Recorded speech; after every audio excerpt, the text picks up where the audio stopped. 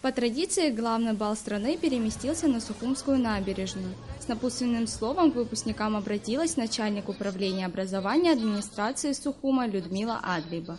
Также для выпускников был организован концерт с участием танцевальных коллективов и звезд абхазской эстрады. Прогулки до глубокой ночи, фотографии на память и море цветов. Площадь перед драматическим театром наполнилась юношами и девушками в красивых нарядах, счастливыми лицами и атмосферой праздника. Очень долго готовились к этому дню, все потрясающе, все красиво. Также хотим пожелать удачи при поступлении выпускникам. Сами пока готовимся, пока еще не поступили, а так все очень красиво. Всем большое спасибо за такой прекрасный вечер. Хочу выразить огромную благодарность всем нашим учителям, в первую очередь дирекции школы, а также нашим родителям. Спасибо им огромное. Выпускники, вспоминая школьные годы, строят планы, загадывают желания, делятся эмоциями и переживаниями. Это их день, их вечер, и они в центре внимания.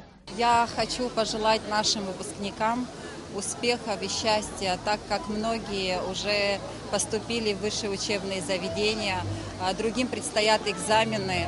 Я желаю им удачи и успехов, чтобы они, находясь за границей, где бы они ни находились, представляли нашу маленькую страну Абхазию, чтобы мы ими гордились.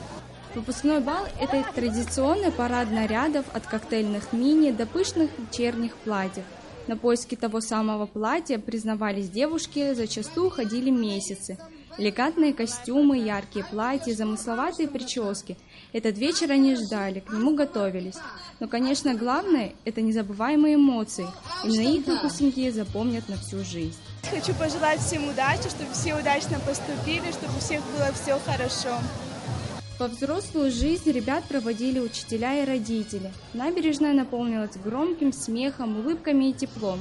Такое она бывает лишь раз в году. А вспышки фотокамер запечатлели этот праздник молодости и красоты.